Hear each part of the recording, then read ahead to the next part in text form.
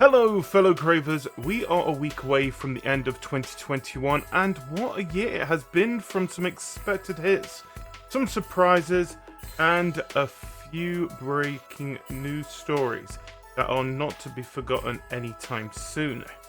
In this episode, we are looking way back at the start of the year as we remind ourselves of the good, the bad, and just plain ugly of January, February, and March. So, heading into a new year with most of us tired and frustrated of being in lockdown, scalpers, and games not launching even though they were stated as launch titles, there was not many high hopes for the month, which, to be honest, would be expected for the first year of a new generation of consoles. But it doesn't mean there wasn't stuff to be proud of in January, as on the 13th, Lucasfilms, like most of us, had enough of what EA was doing to the Star Wars franchise in gaming that they ended up reviving their games brand, and then just to be more spiteful, announced they were then going to work with one of EA's oldest rivals, Ubisoft, in creating the new game in the franchise. But as one studio is revived, another is acquired, as Vicarious Visions, the team behind the reboot of Crash Bandicoot, ended up merging with a particular company we'll be talking about in a future episode.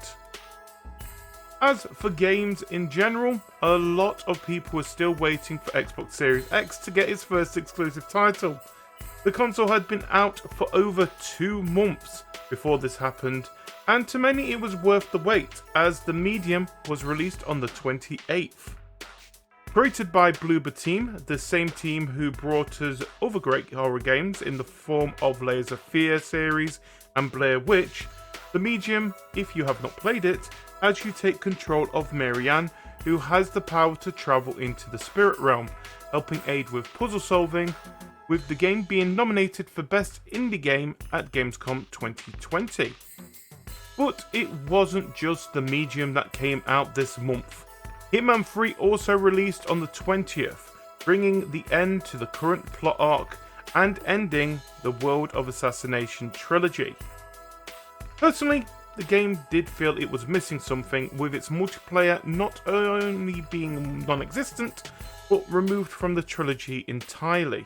But still, it was a great way to end one of the most loved arcs in the game's franchise to date.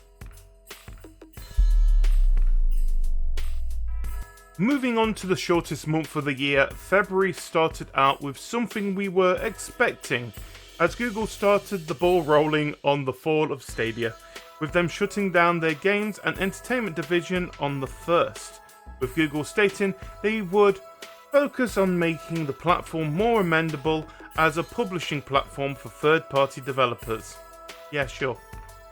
Also in February, we saw EA's acquisition of one of the oldest and top racing game-focused studios, Codemasters, after a bidding war off between them and Take-Two ended, with EA paying about $1.2 billion, outbidding Take-Two by 14%.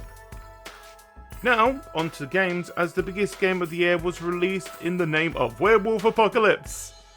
Sorry, I'm joking, the game sucked really bad, but not the only bad game of the year to release in February, as so did the game that answered the question of what happens if Twisted Metal accidentally ran into a glitter factory. Destruction All Stars, yeah, 2 games that should be avoided at all costs. But there were actually some good games to come out this month. First, we had Little Nightmares 2, releasing on the 11th.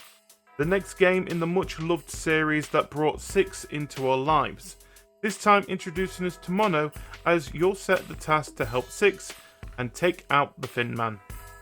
Also, we had Super Mario 3D World get ported to the Switch, bringing with it a new story mode of Bowser's Fury, where you are transported to a place known as Lake Lapcat to team up with Bowser Jr. to take out Bowser, who has been transformed thanks to some inky substance.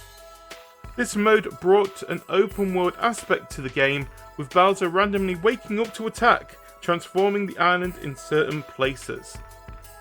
Finally, we have the next title in the Yakuza series with Like a Dragon releasing on the 25th, bringing with it a new style of play, moving from the action hack and slash to a turn-based RPG. Like a Dragon received positive reviews from both players and critics, with it being credited for its unique take on the JRPG subgenre. Heading into spring, we had probably one of the biggest acquisitions of the year, with Microsoft's Xbox Game Studio finalizing its purchase of ZeniMax Media and its subsidiary studios, in other words, Bethesda. The deal cost Microsoft $8.1 billion, becoming the second biggest acquisition in the gaming industry to date, only behind Tencent's purchase of Clash of Clans Supercell 5 years prior.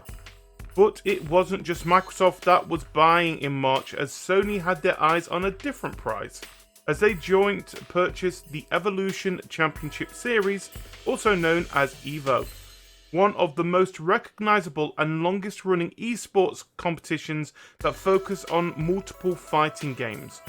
No amount was actually announced. So, to the games, and what was the biggest game to come out in March? Well, by a far margin, this went to the, at the time, Switch exclusive, Monster Hunter Rise. This was the 6th game in the main series, taking many of the new conventions its predecessor established, while introducing new mechanics and features, including a new animal companion in the form of a palamute to ride across the map, and the use of wirebugs to traverse the world and mount and ride certain monsters. The game got generally positive reviews, with it selling 7.5 million copies, making it currently the second biggest selling game in the series so far. But this may change, with it coming to PC in January 2022. So, as we said, Monster Hunter was the biggest game of March. Oh wait, there was one more that was even bigger, as Hazelight Studios, the same team that brought us A Way Out, brought us its newest co-op game in the form of It Takes Two. This game, you and your co-op partner take on the role of Cody and May, a married couple who are planning to divorce. After telling their daughter Rose, May and Cody find themselves trapped inside the handmade models of themselves, with the only way out being that they have to fix their relationship.